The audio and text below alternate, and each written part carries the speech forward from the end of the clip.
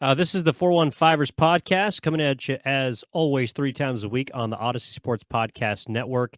It is a victory Sunday and then Monday for the 49ers as they beat the Saints 13-0, their fourth straight second half shutout. 49ers are now 7-4, a game in hand against the Seattle Seahawks, as well as the tiebreaker for first place in the NFC West.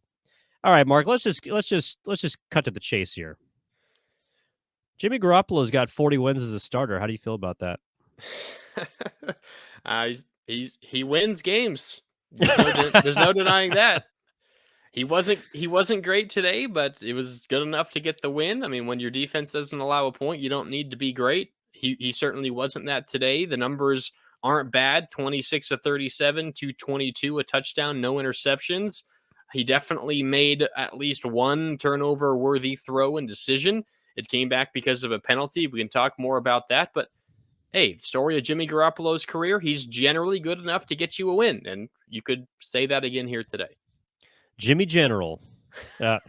Okay, so I do want to push back a bit because I thought Garoppolo was pretty good in the first half. I know he missed a few throws, but considering the fact that the Saints, and this is something that we sort of tossed around in the preview on Friday, is like the Saints do create pressure on opposing quarterbacks, and they can get to quarterbacks with four guys.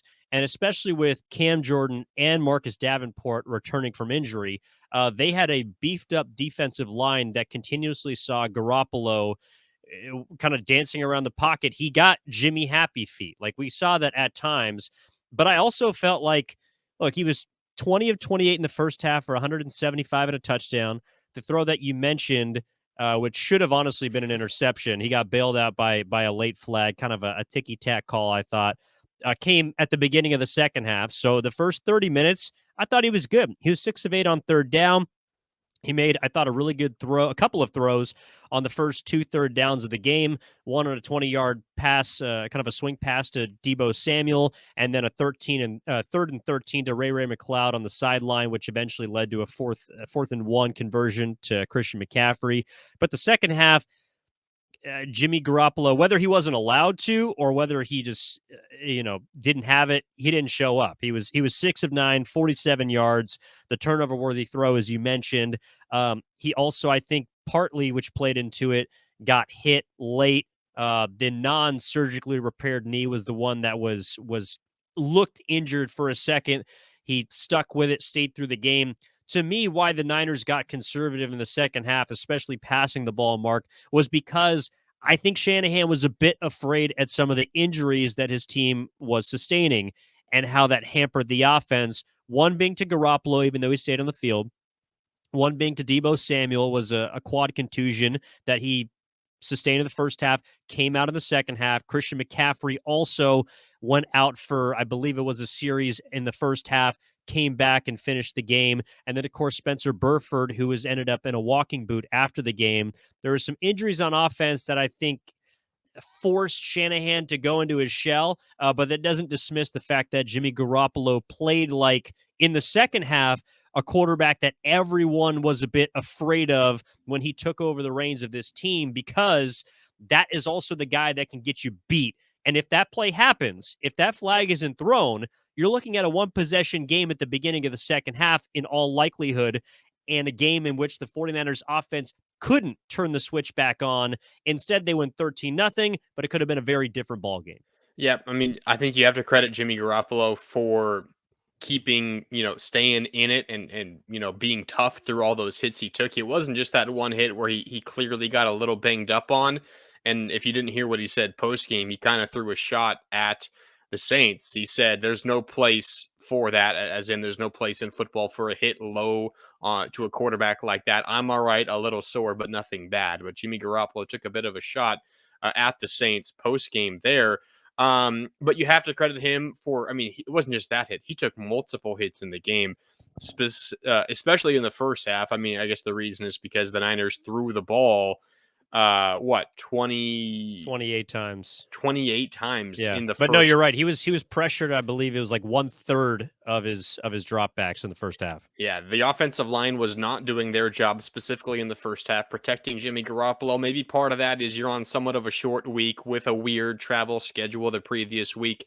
that could certainly factor in. Generally, your first game back home after a trip, and this was a weird trip where you go to Colorado and then you go to Mexico City and then you come back, you're generally a little sluggish and slow to start. The offensive line was straight up bad in the first half. The run game also was not working, so it wasn't just a case of great run blocking and bad pass protection. It was relatively bad all the way around. So you need to credit Jimmy Garoppolo for fighting through that, taking hits, and on multiple occasions still delivering catchable balls through the contact. But I think it was his worst game of this recent stretch. I know that's not, saying all that much considering he's been pretty good over this stretch. But he had that turnover worthy throw. The touchdown to Jawan Jennings was deflected by, Matthew in the end zone. It could have easily been picked off as well there. Not saying it should have been, but that was not the best throw either. It ultimately ends up in a touchdown. He also missed a streaking Christian McCaffrey down the left sideline in the first quarter. It was a 3rd and 8 play. If he hits him in stride, it might have went for a touchdown. He overthrew that one. So there's certainly mistakes, and there's always mistakes. I mean, no quarterback is going to be perfect throughout an entire game, but I think there were more mistakes and more costly mistakes, or maybe they were just a penalty away, a lucky bounce away from being these really costly mistakes that could have cost you a win.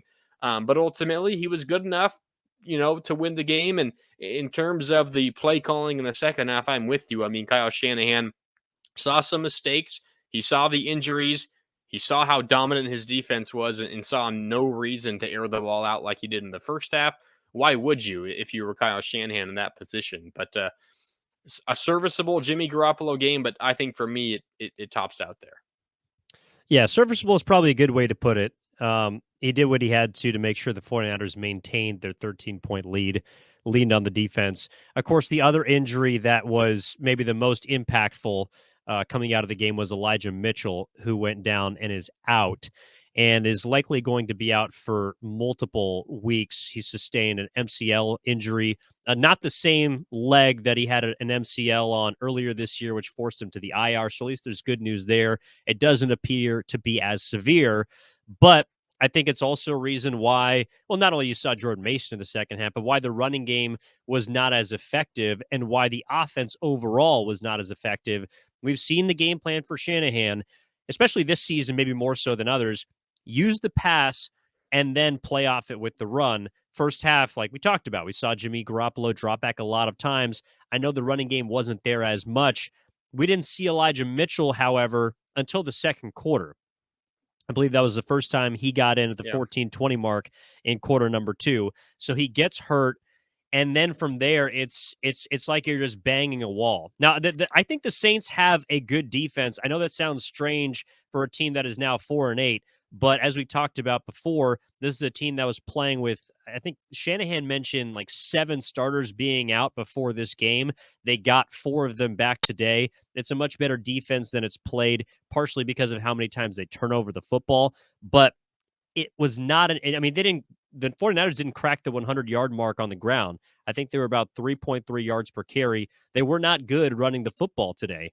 And so that also, with the lack of Mitchell, Christian McCaffrey not being on the field for the entirety of the game, though he did finish, it did feel and look, honestly, like the 49ers were limping to the finish line a little bit. And I honestly just think Kyle Shanahan, like you mentioned, seeing how good his defense was, just figured, hey, the only thing that can hurt us this season is injuries. If we are not healthy, we're going to struggle. If we are healthy, I think we can be the best team in football. That's to me why he kind of uh, didn't really, put his foot on the gas pedal, so to speak, down the stretch. Yeah, I mean, what was it after the last 2 games? The Chargers win. He came out and said, "Feels kind of strange, but no new injuries in the game." He said the same thing after the Cardinals win, and now this time he does have a lot of injuries to break down. And the biggest one, as you mentioned, is Elijah Mitchell MCL sprain, similar injury that he had early in the season that cost him a couple of months. It's a different knee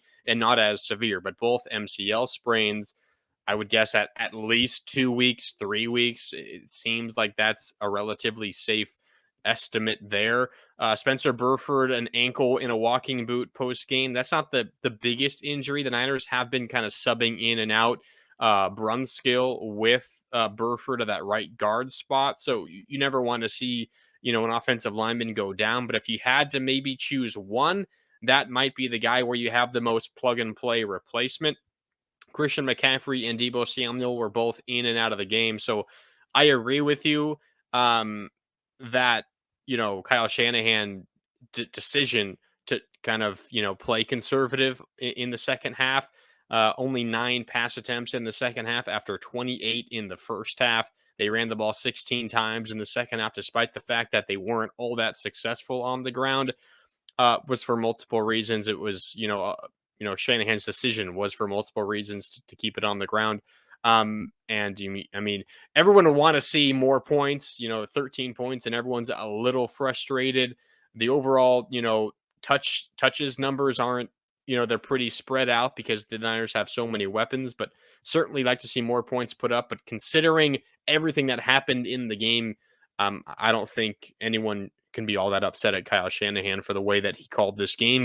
He did what he needed to do to come out with the win and stay as healthy as possible. And we'll see where the team goes beyond this. But to your point, the Saints defense is certainly much better than the Cardinals defense. But I think the Niners fans would like to have seen a little bit more offensively. Maybe they like to see George Kittle a little bit more involved. Brandon Ayuk got going in the second half, and I think late in that second quarter.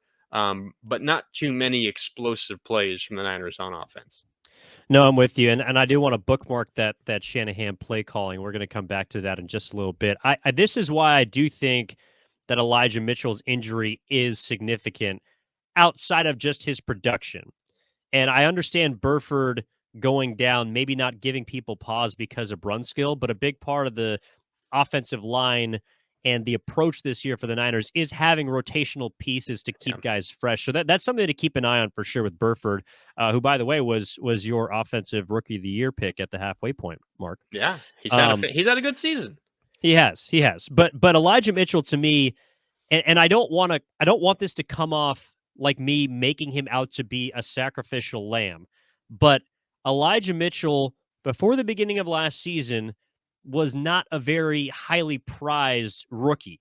Now he turned into one, and I believe that Kyle Shanahan has demonstrated he can create running backs, which is why I'm not so I'm not too concerned about what the running backs are going to do production-wise in the future. I am concerned, however, how healthy Christian McCaffrey is going to stay now that he doesn't have Elijah Mitchell there. Because Elijah Mitchell, in the second half of games since his return, has been the bell cow guy that they have given the ball to quite a bit. They have also been allowed to run him towards the middle in areas that Christian McCaffrey might be a little more liable to get injured in. So where Elijah Mitchell's injury to me hurts, Mark, is the fact that now you don't have a guy that can take some of the pressure and some of the damage as much off of Christian McCaffrey. And I think that's one of the reasons why you see Mitchell get banged up a bit. And I hate that it comes down to sounding like, all right, well, he's the one that's we're okay with getting injured. But I do think in a way, you use Mitchell, you use your backup, your 2s and your 3s in the running back room. You use them to make sure McCaffrey, along with Deebo and everyone else that is a higher pecking order, higher in the hierarchy offensive player, can get to the playoffs more 100% than not. I might push back on that a little bit. Certainly, the Elijah Mitchell injury isn't a good thing by any stretch of the imagination. I mean, he was running the ball really well. He always runs with such power, and he's so much quicker than anyone gives him credit for. 7 carries, 35 yards, 5 a pop, and it just seems like he's always. And he had a touchdown called back. He did, and that was an explosive run from I think almost 40 yards out. That was kind of a tough holding call on George Kittle. He was certainly upset about it. And Kyle Shanahan on the sideline, you could play, lip reader, and you knew what words he was saying there. But still, I think what we saw, and I know it was mostly garbage time fourth quarter, although there were some pretty impressive and important carries considering the fact that it was still only a 2-score game with about 5 minutes left. Jordan Mason looked good on the ground. 5 carries, 25 yards, running the ball hard. He's big and strong, running over some tacklers. He's falling forward. And I would imagine that we're going to see TDP, the other rookie, Tyrion Davis Price, suited up. He hasn't been activated and in pads for these games because Jordan Mason is able to play special teams, and that's why they dress him. They don't dress TDP. I would imagine we'll see TDP in future games that Elijah Mitchell misses. For me, the biggest thing isn't necessarily the Elijah Mitchell injury, but for me, it's keeping an eye on Christian McCaffrey and his injury. He went out. You said he missed a drive. He came back. It doesn't seem to be a bad injury at all. It was described by Kyle Shanahan as just knee irritation. If you were watching the Fox broadcast, you could see he was wearing some kind of device below his left knee. I don't think it qualified as a full brace, but kind of a ring around the lower part of his knee to help with that knee irritation. If I had to take a guess, he doesn't miss a game, but he probably doesn't practice all too much. It's going to kind of be a load management situation for the 49ers, is my guess. But the biggest thing for me isn't necessarily the Elijah Mitchell injury, because I do believe in Jordan Mason, despite the fact that we haven't seen him all too much. For me, it's more about, is this Christian McCaffrey irritation going to be enough to really limit his touches and his carries and how much the Niners are willing to give him the ball? Because we've seen in the last month how different this offense is with him on the field and without him. I think that's clearly the bigger issue here rather than Elijah Mitchell, because as you mentioned, the ability of Kyle Shanahan to create running backs almost out of thin air. And maybe if McCaffrey has to scale back his workload just a little bit, we'll see Jordan Mason or Tyrion Davis Price appear as a new running back for the 49ers. But I think the bigger thing is if this little irritation for McCaffrey is something that's going to keep him out, or if it's just going to be something that potentially limits his touches over the next few weeks.